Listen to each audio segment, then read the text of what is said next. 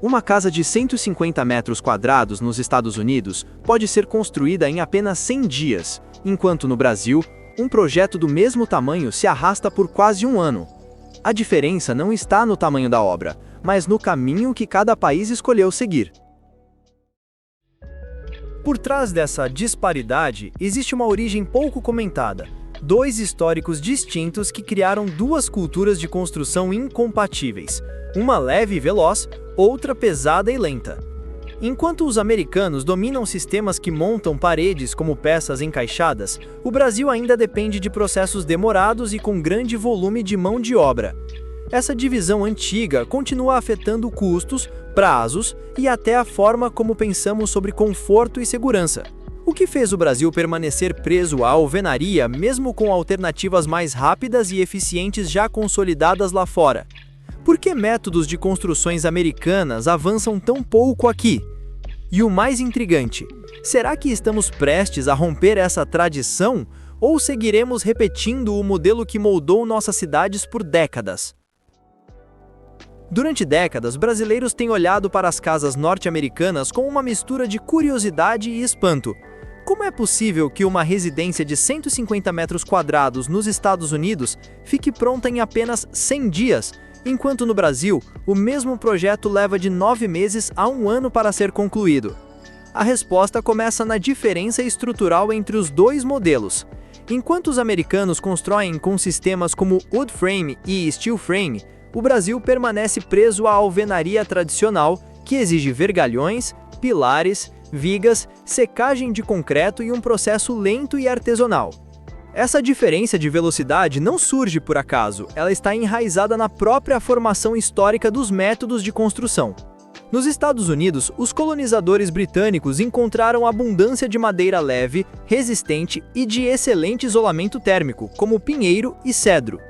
Esses materiais, muito mais simples de montar e transportar do que pedra ou tijolo, impulsionaram um sistema de construção rápido, modular e altamente adaptável, permitindo que uma casa chegasse aos 100 dias de obra e, com novas tecnologias, até 60.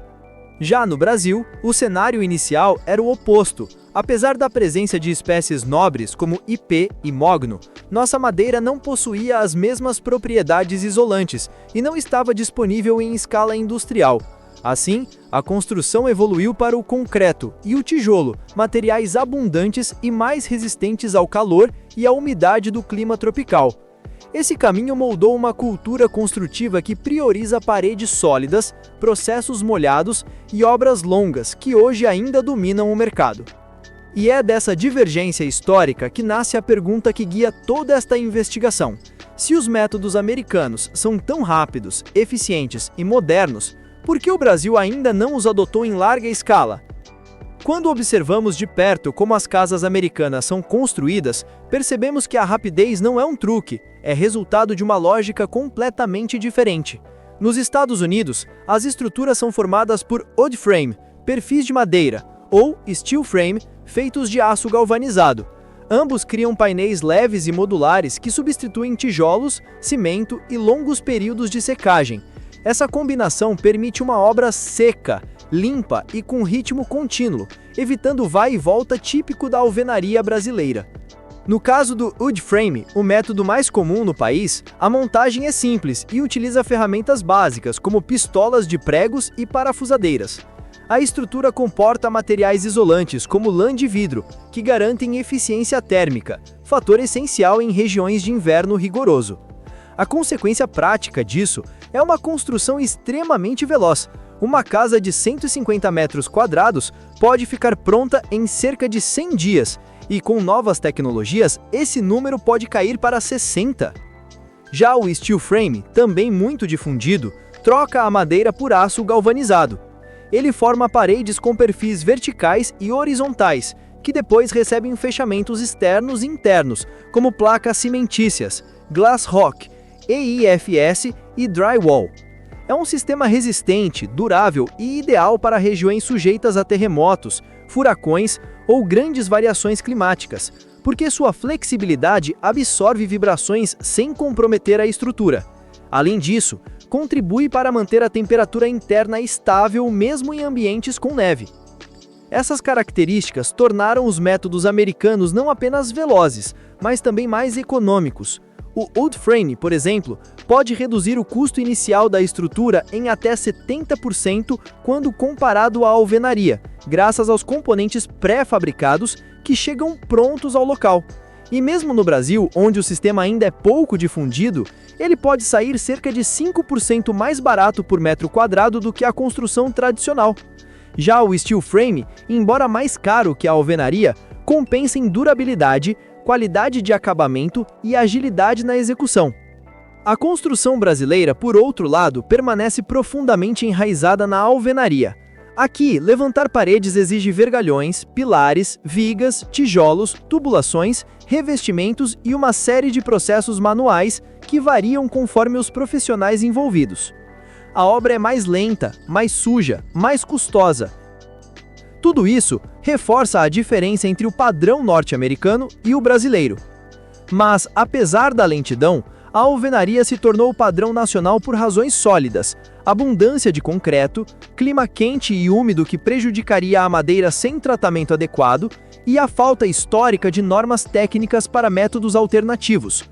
Só em 2023 surgiu a primeira norma da ABNT para Light Wood Frame, abrindo espaço para que o sistema ganhe credibilidade e financiamento, embora ainda não em larga escala.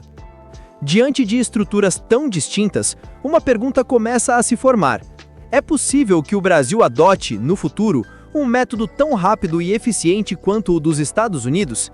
E o que ainda impede essa mudança?